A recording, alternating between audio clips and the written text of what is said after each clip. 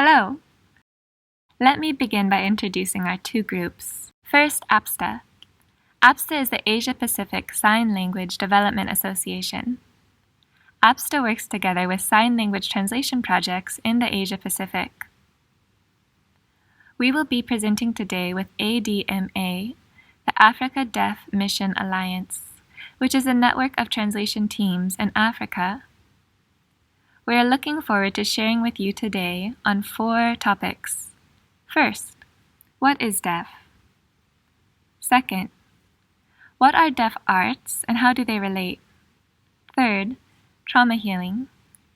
And finally, we'll share a case study about how the deaf in Tanzania are teaching songs to deaf children and the impact that teaching is having on their lives.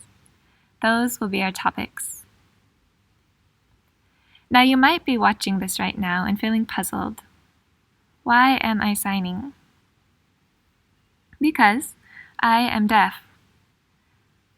For me, my language is not a spoken language. It's a sign language.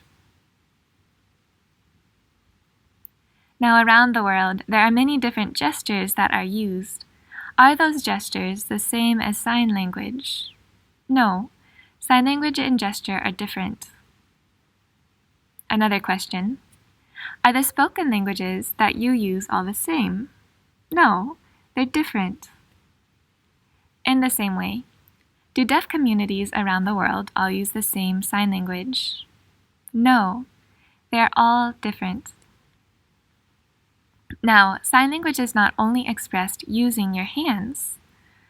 The signer's hands are involved, but so is the signer's facial expression, their body movements, their head movements, the way they move their mouth, all are part of expressing a sign language. With just your hands, could you communicate? No, everything must be included. With gesture, there is very little facial expression and a limited ability to communicate. Sign languages are different. Here's an example showing how important expression is. Because of the pandemic, we cannot all meet together now and have this presentation in person, but I really want to meet you.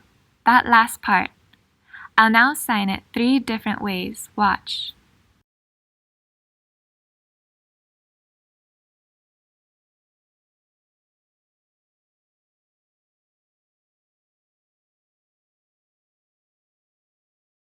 Did you notice how my facial expression was different in each example? First, my facial expression showed how deep and genuine my desire was. The intensity was shown in my expression. Here's the second. This time my face showed my desire was not really strong. I didn't really want to meet you. I didn't really care. My hands signed the same thing in each example, but my head, my body, and my expression gave different meanings to each one. Linguistically, a spoken language and a sign language will not follow the same grammar because they are separate languages. That linguistic difference, though, is not the only difference between deaf and hearing communities. Hearing and deaf communities also have different cultures. Let me give some examples of cultural differences. First, in the deaf community, you must maintain eye gaze when you are signing with each other. Right now, all of you are looking at me. If I started looking away while I was signing, the communication would not be as good. For spoken languages, though, you can hear, so it's all right to look away. You can still hear and still communicate. But in the deaf community, that's not possible. Eye gaze is critical for good communication. Another cultural difference. Say you have a friend or a colleague or a family member. You must wave like this to get their attention. In hearing cultures, you can just call someone to get their attention, so they'll look at you. But the deaf can't hear. Instead, a deaf person might tap your shoulder to get your attention. Hearing people might be uncomfortable with touch, but for the deaf, it's an important way to get someone's attention so that you can start a conversation. A third difference. Imagine that two deaf people are standing very far apart. As long as we can see each other's face, it's still possible to communicate. But for hearing people, you can't. You need to be close. If you're far apart, you just can't hear one another. But for the deaf, even if we're far apart, we can still communicate. Another difference. Say you are in a building. There are windows in the building, and you can easily see out of the windows because they are transparent. If I am inside, and a deaf person walks by outside, we can communicate. The glass barrier doesn't cause a problem. As long as we can see each other, we can communicate. But for a hearing person, you would have to open the window so that the sound could come through. Fifth and finally, lights, like a ceiling light. For hearing people, if the lights go out, they can still talk and hear one another. But for deaf, we have to see one another. With no light, we can't. That makes light important to deaf. But not glaring light or flickering light, it hurts your eyes. The deaf prefer a moderate, steady light. Lights also serve another important function in deaf communities. If you are in a gathering and need people's attention, you turn the lights on and off. Then people know that you want their attention. Hearing people in that setting would use a microphone to give an audible cue to make everyone look. But for the deaf, the visual is what is important to life. That's true whether it's seeing light or seeing sign language, seeing someone's face or seeing someone across the room, even seeing someone who wants your attention. Sight and the visual world are what are so important to the deaf. But for the hearing, sound is what is important. That difference leads to cultural differences in hearing and deaf communities. Now, we've covered two key differences between the deaf and hearing communities. First, we mentioned the linguistic difference between signed and spoken languages. Then, we covered some common cultural differences. Now that you know some of the differences, we're ready to move on to our next topics: ethnoarts, trauma healing, the work in Tanzania, and how those relate to the deaf community. Let me turn it over to our next presenter. What is art? First, art is a means of communication. You can communicate through drama, poetry, telling stories, through songs, and through many other art forms. For those of us who are deaf, when we see those artistic expressions, they paint a picture in our minds. Emotion, expression, all are used to show anger, joy, sorrow, distress, gladness. They're all visually communicated. Second, each deaf community has its own unique cultural art forms. For example, clapping is found in many deaf cultures. But not all deaf communities clap to the same rhythm. Instead, each culture has their own unique style for clapping. Third, art is captivating. Whether it's the three-dimensional depth of a drama, the facial expression and movement of the artist, or the ebb and flow of the rhythm, art truly has the power to captivate. Fourth, art can be used to communicate the message of Scripture in creative ways.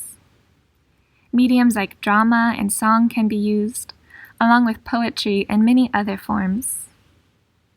Finally, art allows us to share our lives and our life experiences with others in the deaf community in ways that are truly impactful. In this next clip, see which of those features of art stand out to you.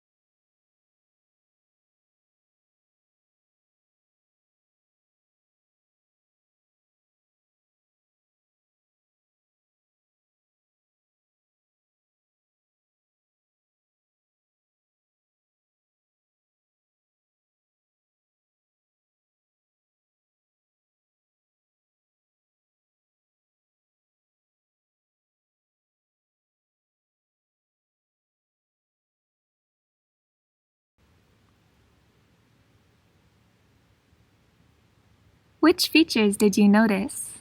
Did you see how the art was used to communicate, to share experiences? How it was able to really draw you in and captivate you? As you think about that, we're going to go ahead and show you 3 more videos featuring deaf arts from Asia. There will be no audio or subtitles, just watch, and we'll debrief together afterward.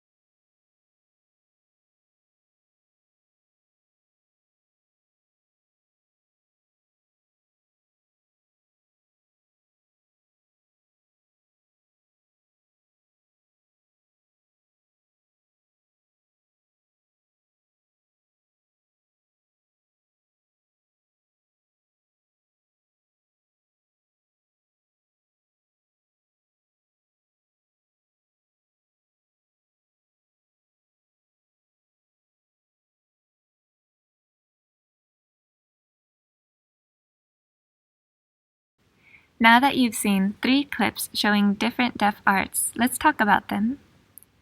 The first clip was from Myanmar. The signing showcased a feature of Myanmar culture, Thanaka. The signer, reflecting on a part of his culture that he loved, expressed that love through Myanmar Sign Language.